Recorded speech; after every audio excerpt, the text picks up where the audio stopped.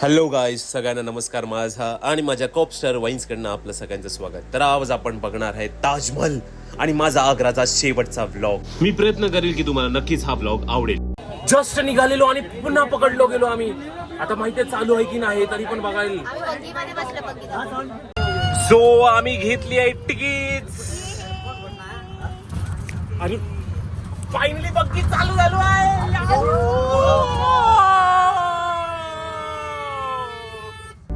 ताजमहल बघायला जवळजवळ खूप 4 ते 5 तास वाट बघितली, पण त्यात आम्ही तो जसे मोहब्बतला करून घेतला.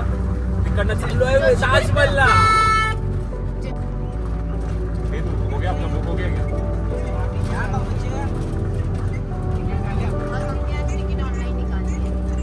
तिकीट साठी लाईन तर मला वाटत नाही.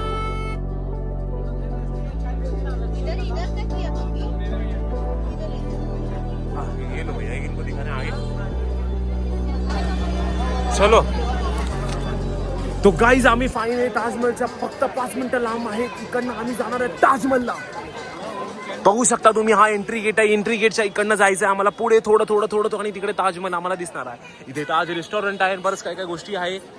नमकीन स्नॅक्स वगैरे दिसत आहेत. तिकीटसाठी विंडोज आहेत आणि अजून काय काय आहे.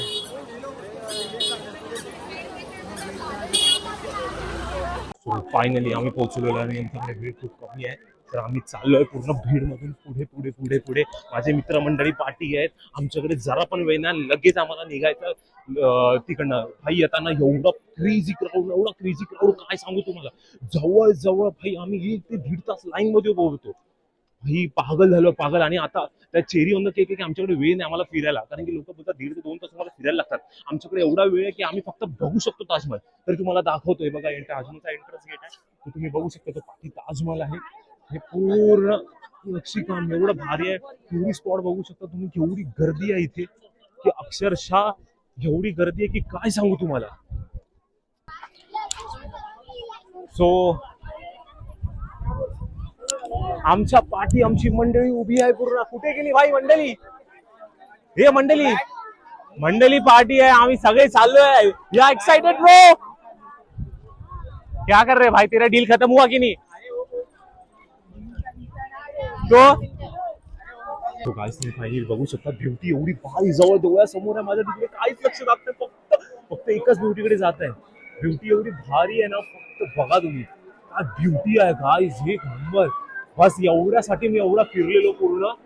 अक्षरशः आम्हाला ते दिसलंय. जिसका मुझे का इंतजार, जिसके लिए तुम का बेकरार, वो घडी आई. मला बोलू म्हणजे काय कळत नाहीये. बघा तुम्ही माझ्या पाठी काय आहे. एवढं वाईट आहे की दिसतच नाही. बघा बघा काय बोलू तुम्हाला. माझ्या पाठी बघा तुम्ही काय आहे. 2 मिनिटासाठी मी पण तुमच्यासारखं शांत राहिलो. काय आहे म्हणजे कलाकाराची कलाकृती जेव्हा तुमच्या डोळ्यासमोर येते ना, तेव्हा तुम्ही असे शांत होता आणि तुम्ही विसरून जातात आजूबाजूला काय चालू आहे काय नाही. जसं की मी विसरून गेलो की माईक ऑन करायचा आहे आणि या नादात माझा पूर्ण ब्लॉग विदाउट माईक झाला. कारण माझ्या समोर होता ताजमहल आणि दुसरी माझ्या बाजूला मुमताज. नाही रे, तू नाही आमच्या मुमताजला बोलवा. हो, तर मिनी मुमताज आली आहे बाजूला, पण माईक बंद असल्या कारणाने आम्ही काय बोललो आम्हाला दोघांना माहित नाही. पण मी डिकोड करू शकतो. तिला विचारलं कसा वाटतं, ती बोलते खूप छान खूप छान. बस एवढंच बोलत होती. मलाही माहित नाही मी काय बोलत होतो, कारण की मी माईक ऑन करायलाच विसरलो होतो. पण काहीच त्यावेळेची जी इमोशन आहे तुम्हाला काय सांगू. तिचा अर्ध हृदय आणि माझं पूर्ण हृदय. डोळ्यासमोर फक्त एकच, काय आहे हे, कसं बनवलं असेल हे.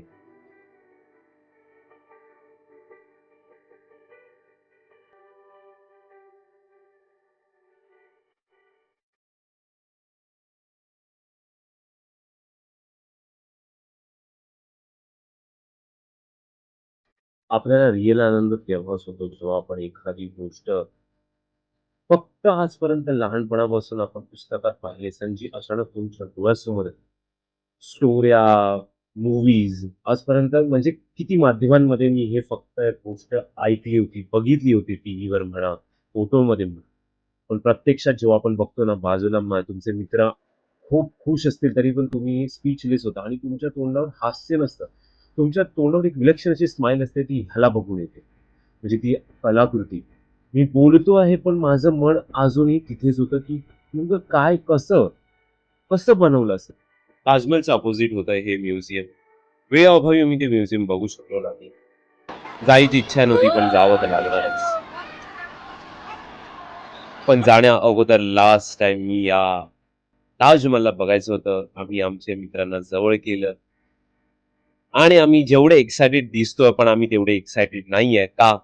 कारण की एक गोष्ट ती मनात होती ती म्हणजे आम्ही या ताजमहलवर आजपर्यंत जाऊ शकलो नाही. तर मे बी नेक्स्ट टाइम आम्ही जाऊ. पण तुम्ही जर पहिल्यांदा जात असाल तर मी तुम्हाला सांगेल की तुम्ही ₹250 तिकीट असतं ते घ्या आणि वरती जावं. तर आता आम्हाला जायचंय बाहेर कारण की आमची गाडी लागलेली आहे आग्रा स्टेशनवर. मित्रांनो व्हिडिओ आवडला असेल तर लाईक शेअर सबस्क्राईब नक्की करा आणि भेटूया नेक्स्ट ब्लॉगमध्ये.